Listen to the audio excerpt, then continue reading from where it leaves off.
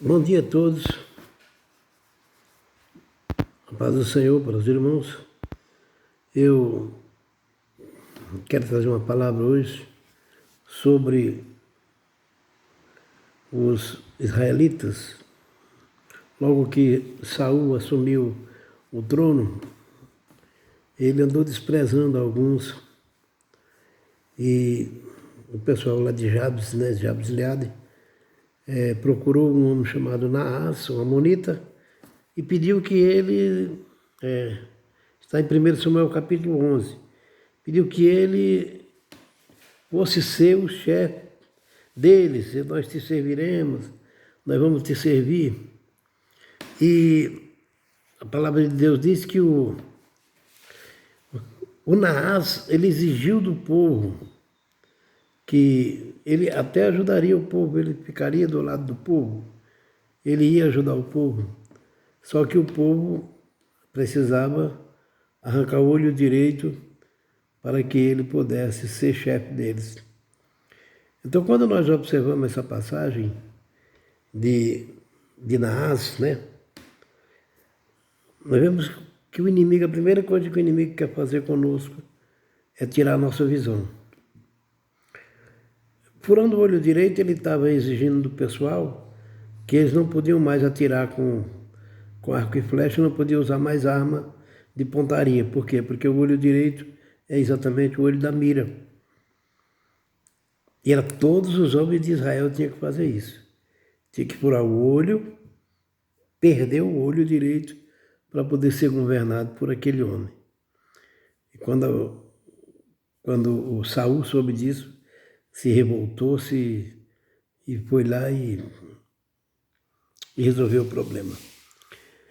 Mas essa história para hoje, irmãos, nós vemos que o inimigo, o que ele quer é nos cegar. Ele nos cegando, tirando de nós o nosso poder de fogo, o nosso poder de luta. É isso que o inimigo quer fazer. E muitas pessoas, irmãos, perdem a visão completamente.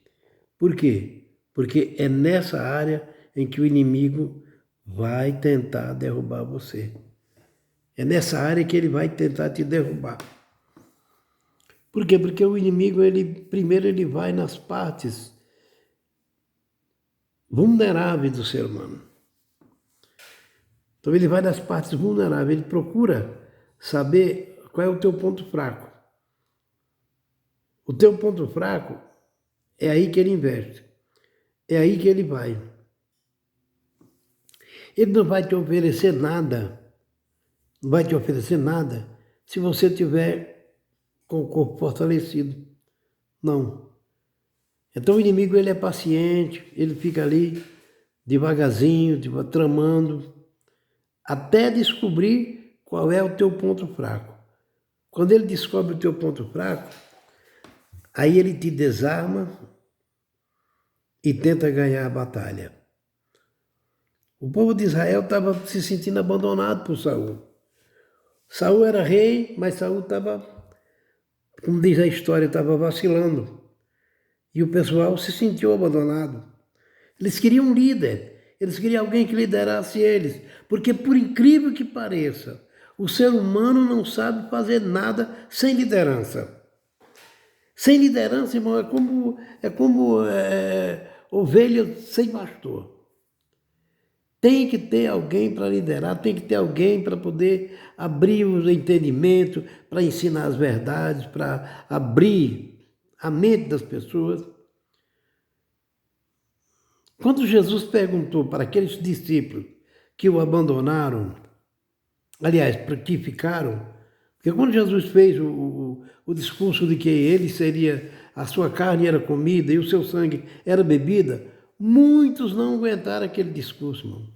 Muitos não aceitaram aquela palavra. Então disseram, foram lá para o lado material, comer a carne, beber o sangue. Ah, não, que é isso, eu não vou mais, vou embora, não vou ficar aqui não. Então Jesus chega para os discípulos, quando Jesus olha, ele vê que está abandonado por aqueles 70 discípulos, só está os 12 ali. Aí ele diz assim, não quereis vós também ir? E a resposta de Pedro é a seguinte: para quem iremos nós? Nós vemos às vezes pregadores dizer assim, e Jesus olhou e viu que os discípulos estavam ali, os outros tinham ido embora, ele disse, para vocês não querem também? Aí eles disseram, para onde iremos nós? Mas não foi para onde iremos nós, que Jesus falou, que eles falaram para Jesus. Eles falaram, para quem iremos nós? O que isso quer dizer? Isso quer dizer que eles precisavam de um mestre.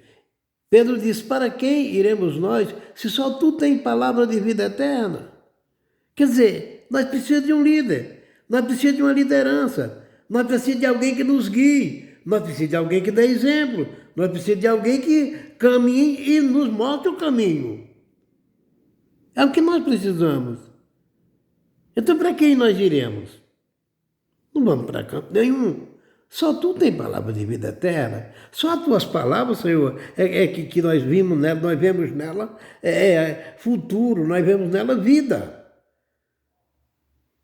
Nós não vamos seguir um Deus falso, não vamos adorar um Deus falso, um Deus de mentira, não.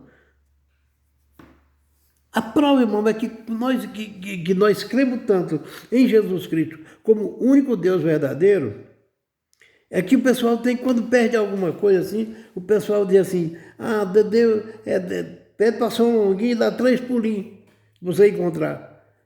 Não adianta você falar isso para um crente. Não adianta. Ele vai dizer, não, eu não acredito.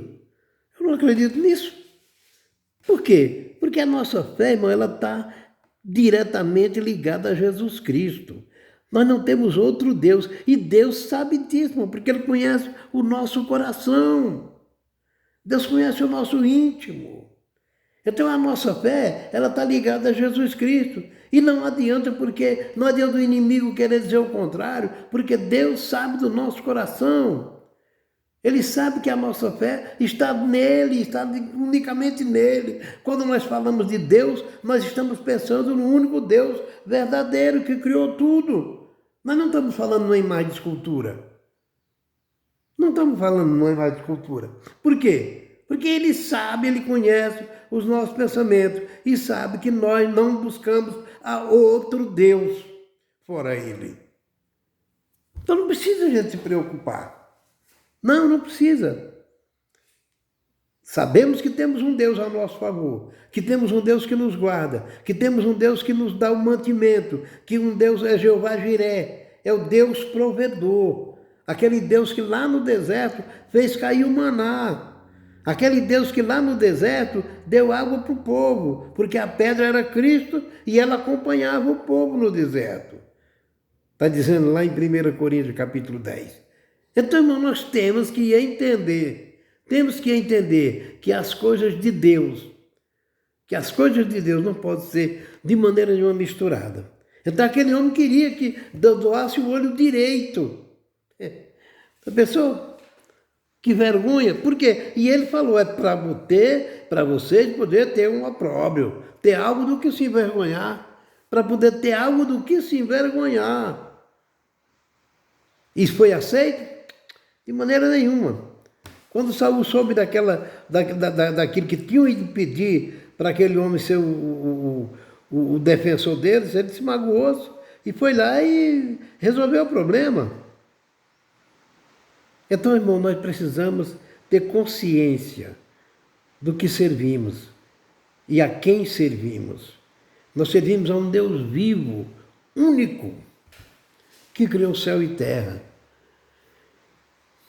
Não adianta, irmão, não adianta. Uma vez eu sou um cara que não é para me gabar, dizer, porque eu sou tal. Não é isso. Mas Deus sabe do meu coração. Uma vez, eu disse assim, mas que dificuldade para conseguir isso, que dificuldade para mim poder conseguir isso. Quem sabe? O pessoal diz que São Judas é o santo das causas impossíveis. Eu pensando comigo, né? Aí eu falei, será que é mesmo? Irmão, bateu no meu coração na mesma hora. Bateu aquilo lá. Como que eu vou dizer isso se eu não creio nele? Se eu não creio, não adianta, irmão, meu coração, ele não vai funcionar. Por quê? Porque eu só creio em Jesus Cristo. como meu único e suficiente Salvador. Então você pode estar passando por uma dificuldade, você pode estar passando por um problema, mas problemas, irmão, passam. Como ele vem, eles passam. Mas Jesus, ele permanece para sempre. Jesus Cristo, ele permanece para sempre. E é a ele que devemos louvar, é ele que devemos adorar. Porque só ele é digno de toda honra e de toda glória. Por isso, não se desanime se você estiver passando por problema difícil. Não se desanime. Creia somente que tudo isso vai passar. Amém? Que Deus possa nos abençoar e nos possa guardar com a sua poderosa mão. Amém.